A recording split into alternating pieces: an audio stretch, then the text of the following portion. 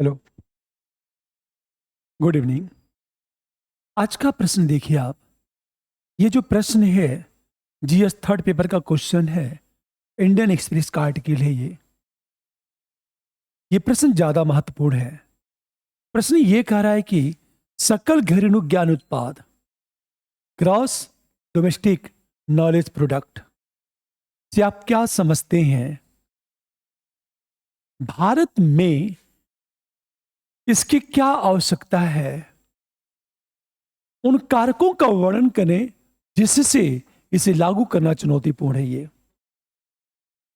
पूछिए रहा प्रश्न कि इस ये है क्या। पहली चीज, ग्रॉस डोमेस्टिक नॉलेज प्रोडक्ट क्या है? एक तरह से कहा यह जाए, अर्थव्यवस्था में ज्ञान संचालित क्षेत्र जैसे अनुसंधान, बौद्धिक संपदा के योगदान को जब शामिल किया जाता है तो उसे कहा जाता है कि ज्ञान सकल घरेलू ज्ञान उत्पाद, या बौद्धिक संपदा हो, पेटेंट हो, अनुसंधान हो, नवाचार हो, जब इन सभी को अर्थव्यवस्था में शामिल किया जाए और जीडीपी की गणना की जाए कि जीडीपी में इसकी क्या भूमिका है, तो उसे कहा जाता है जीडीपी। प्रश्न ये है, इसकी क्या आवश्यकता है? आवश्यकता की यदि बात करें तो पहली आवश्यकता तो यह है कि इससे ज्ञान अर्थव्यवस्था पर नियंत्रण आसान हो जाता है, पहली बात। दूसरी चीज, दुनिया के विभिन्न देश ज्ञान आधारित अर्थव्यवस्था पर काम कर रहे हैं, तो वैश्विक रुझानों के साथ तालमेल स्थापित करना आसान हो जाएगा। तीसरी चीज, अभी तक जीडीपी की गणना की जाती है और जीडीपी की बात करें, जीडीपी ज्ञान सृजन, शिक्षा और डिजिटल परिवर्तन तथा नवाचार को सही तरीके से प्रतिबिंबित नहीं करता है। और चौथी चीज बात करें, इसकी गणना से यह फायदा होगा कि नीति और निवेश का मार्गदर्शन आसान हो जाएगा। यह देखा जाए तो अब प्रश्न यह है कि इसे लागू करना चुनौतीपूर्ण क्यों है? चुनौतीपूर्ण इसलिए है, इसका कोई डेटा उपलब्ध नहीं है। यह बात करें कि डिजिटल नवाचार है, अनुसंधान है, बौद्धिक संपदा है, पर जो डेटा उपलब्ध है वो सिस्टमेटिक नहीं है, वह खंडित है। दूसरी बात, जीडीपी के साथ इसका एकीकरण चुनौतीपूर्ण है। और तीसरी चीज हम बात करें कि राष्ट्रीय सांख्यिकी आयोग की बात करें हम लोग, इस आयोग ने भी कहा है कि इसे परिभाषित करना और इसका प्रमाणीकरण व्यक्तिपरक है। ये एक चुनौती है, फिर भी सरकार का प्रयास अच्छा है। अब सोचो, आप ये प्रश्न 3 भागों में टूट जाएगा। सबसे पहले हम इंट्रो की बात करें। इंट्रो कैसे चलेगा कि सरकार आर्थिक और सामाजिक जीवन पर, फर्स्ट पैरा, कि सरकार आर्थिक एवं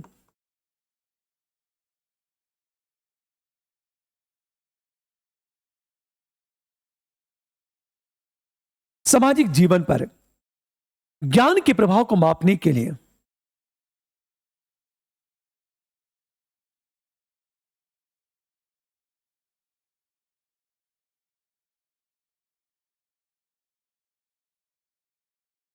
ज्ञान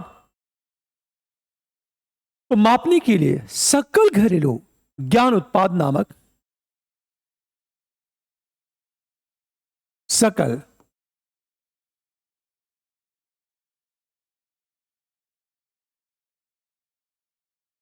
ग्रॉस डोमेस्टिक नॉलेज प्रोडक्ट की बात करें नामक एक नए मीट्रिक के साथ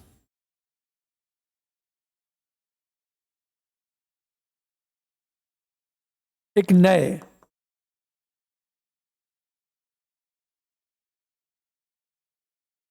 मीट्रिक के साथ जीडीपी को पूरक बनाने की अपने 2021 की योजना को पुनर्जीवित कर रही है।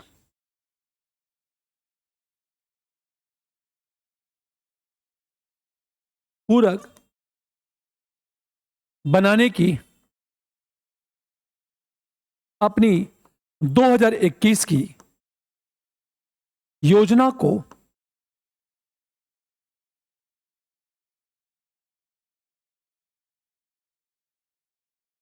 पुनर्जीवित कर रही है। यह इंट्रो हो गया कि सरकार आर्थिक और सामाजिक जीवन पर ज्ञान के प्रभाव को मापने के लिए सकल घरेलू ज्ञान उत्पाद नामक नए मीट्रिक के साथ जीडीपी के साथ पूरक बनाने की अपनी 2021 की योजना को पुनर्जीवित कर रही है। प्रश्न यह है कि यह है क्या। अब सेकेंड इसकी मीनिंग की बात करें। सकल घरेलू ज्ञान उत्पाद अर्थव्यवस्था में सेकेंड पैरा देखो आप।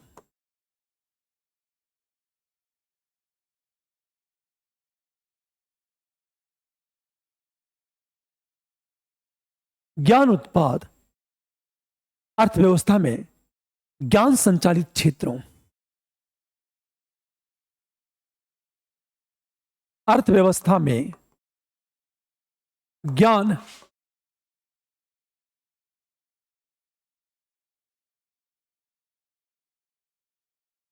संचालित क्षेत्रों, बौद्धिक संपत्तियों और नवाचार के योगदान को शामिल करके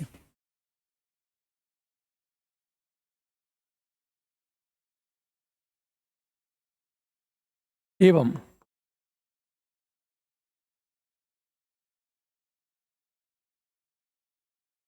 ये योगदान को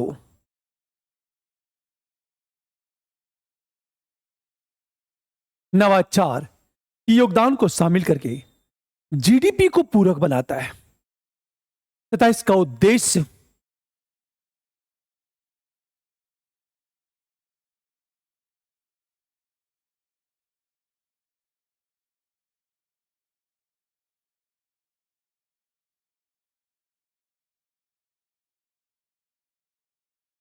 उद्देश्य आर्थिक और सामाजिक विकास पर ज्ञान के प्रभाव का आकलन करना है। आर्थिक एवं सामाजिक विकास पर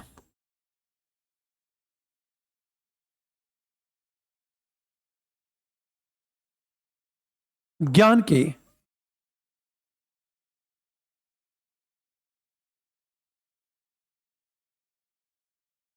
अब इसे देखो आप।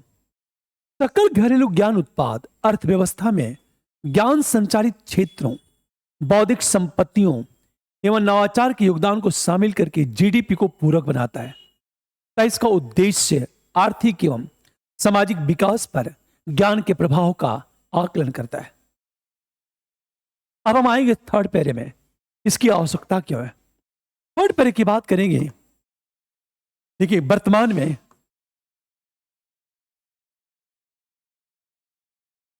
या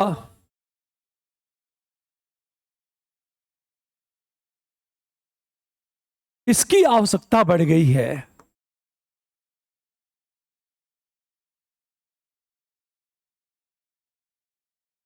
क्यों? आखिर इसकी आवश्यकता बढ़ी क्यों है? पहली बात, क्योंकि इससे ज्ञान आधारित अर्थव्यवस्था पर नियंत्रण,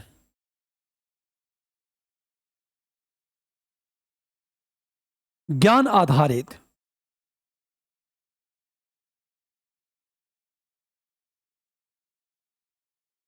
अर्थव्यवस्था पर नियंत्रण,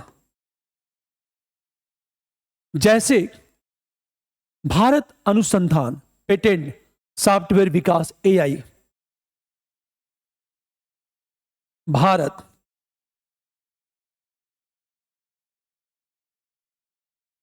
अनुसंधान, पेटेंट, सॉफ्टवेयर विकास, एआई, पेटेंट, सॉफ्टवेयर विकास,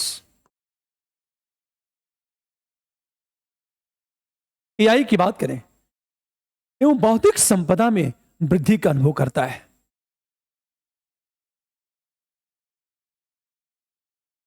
बौद्धिक संपदा में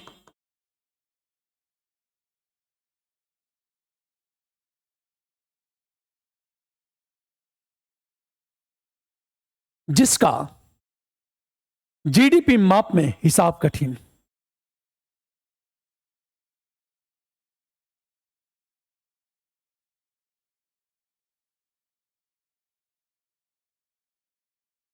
अब एक चीज सोचो, क्यों आवश्यक है? तो पहली चीज, ज्ञान आधारित अर्थव्यवस्था पर नियंत्रण के लिए, क्योंकि भारत अनुसंधान, पेटेंट, सॉफ्टवेयर विकास, एआई एवं बौद्धिक संपदा में वृद्धि का अनुभव करता है, किंतु जीडीपी माप में हिसाब कठिन है।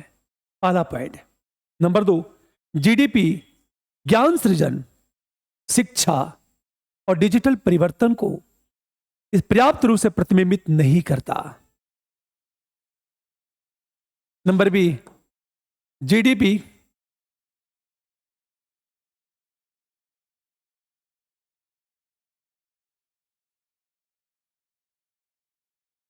एवं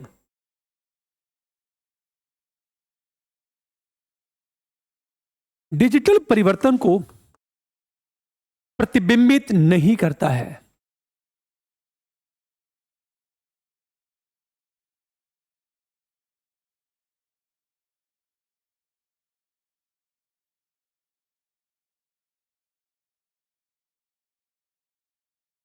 पहली बात।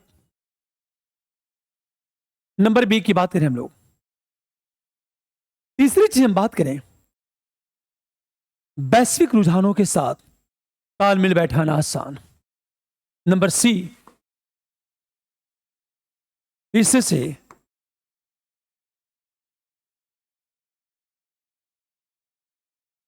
वैश्विक रुझानों के साथ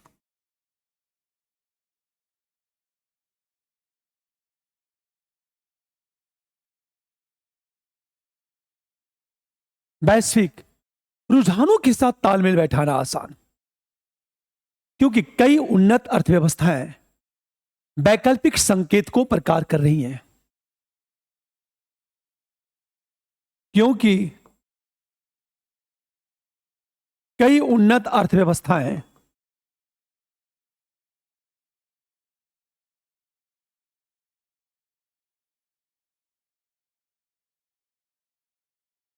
वैकल्पिक संकेतकों पर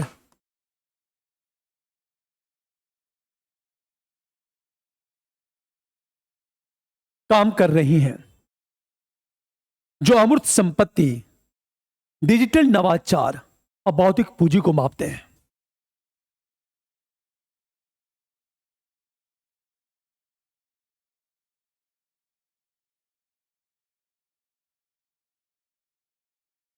एवं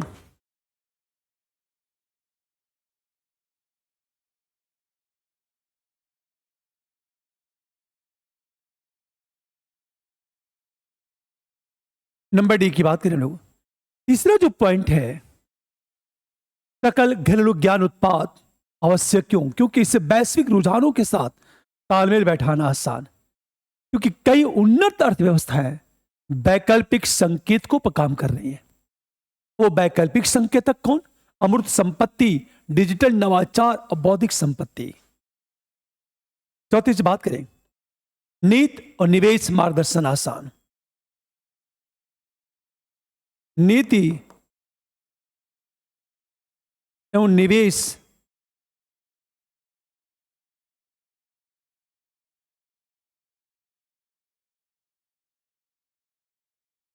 मार्गदर्शन आसान, क्योंकि जीडीकेपी सरकार को शिक्षा, अनुसंधान, जीडीकेपी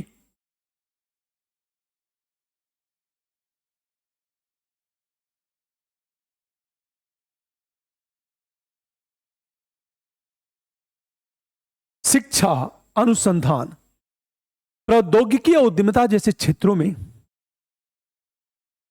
प्रौद्योगिकी,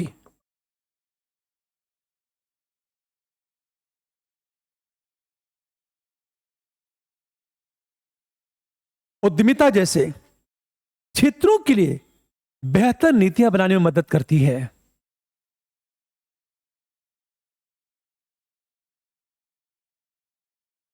के लिए बेहतर नीतियां बनाने में मदद। पांचवी चीज बात करें, इसे आर्थिक और सामाजिक जीवन पर ज्ञान के प्रभाव को कैप्चर करना आसान। नंबर ई, इससे आर्थिक एवं सामाजिक जीवन पर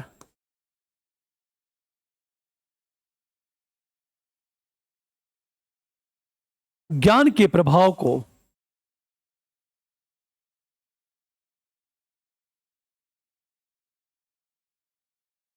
कैप्चर करना आसान। यह आवश्यक क्यों है?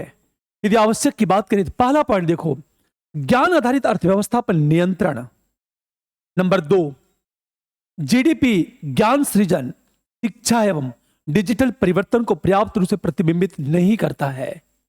तीसरी चीज, वैश्विक रुझानों के साथ तालमेल बैठाना आसान। क्यों? चौथी बात, नीति एवं निवेश मार्गदर्शन आसान, क्योंकि जीडीकेपी सरकार को शिक्षा, अनुसंधान, प्रौद्योगिकी एवं उद्यमिता जैसे क्षेत्रों के लिए बेहतर नीतियां बनाने में मदद। अगली चीज, इससे आर्थिक एवं सामाजिक जीवन पर ज्ञान के प्रभाव को कैप्चर करना आसान हो जाता है। अरे बात, ये सारी बातें करने के बाद अब हम आएंगे सीधे, ये कहा जाए कि फोर्थ पैरे में आएंगे हम लोग।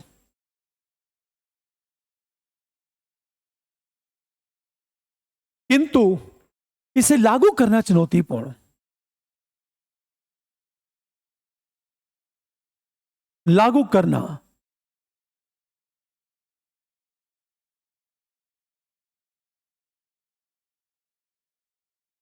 आखिर चुनौतीपूर्ण क्यों है? क्योंकि नंबर वन, बौद्धिक संपदा, अनुसंधान, उत्पादन, बौद्धिक संपदा,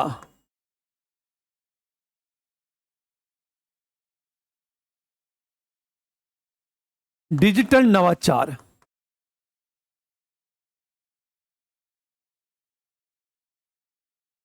हम डिजिटल नवाचार की बात करें और मानव पूंजी विकास पर डेटा खंडित,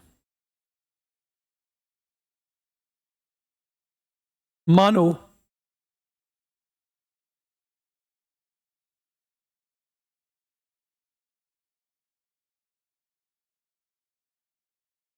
पहली चीज, कोई डेटा उपलब्ध है नहीं तथा इसे मापना कठिन।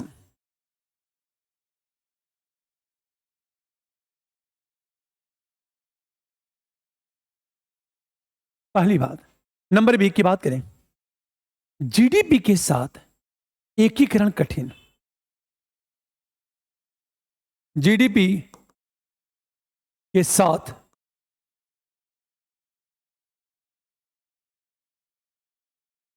एकीकरण कठिन, क्योंकि जीडीपी में सकल अचल पूंजी निर्माण के तहत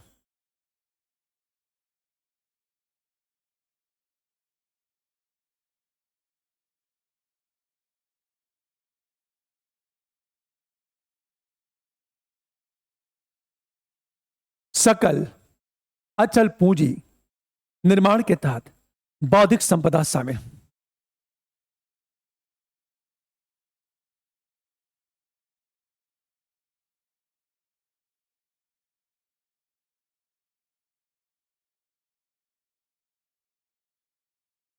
नंबर बी की बात करें, जीडीपी के साथ एकीकरण कठिन, क्योंकि जीडीपी में सकल अचल पूंजी निर्माण के तहत बौद्धिक संपदा शामिल है। और तीसरी चीज हम बात करें, राष्ट्रीय सांख्यिकी आयोग ने पहले उल्लेख किया था कि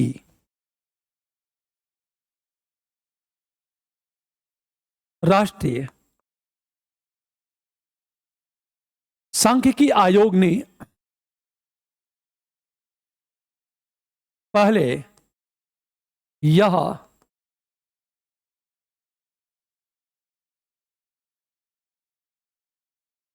स्पष्ट किया था कि ज्ञान मापदंडों को परिभाषित करना और उसका प्रमाणीकरण करना व्यक्तिपरक,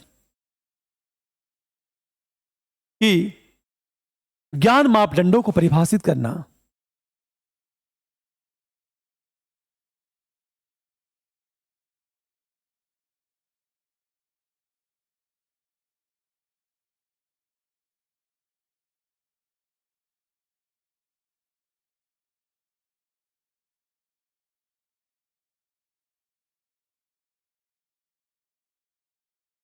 अत्यंत व्यक्तिपरक,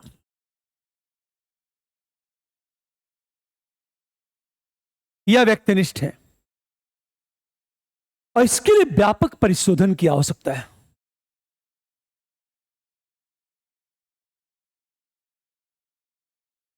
इसके लिए व्यापक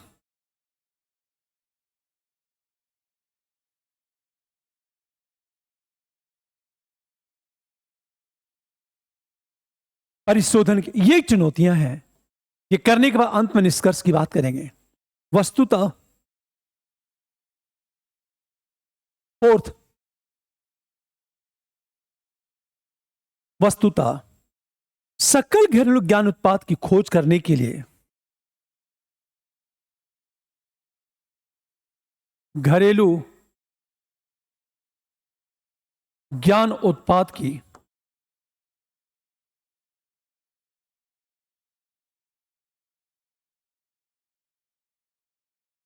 खोज करने के लिए कदम उत्पादन आधारित आर्थिक मॉडल से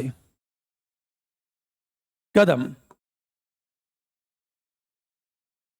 उत्पादन आधारित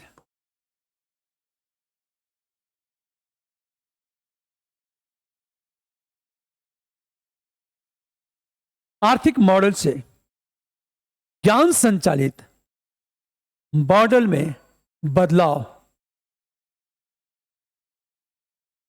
ज्ञान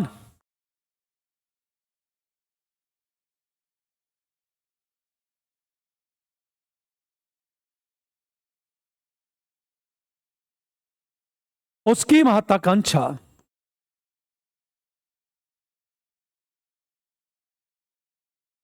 को दर्शाता है।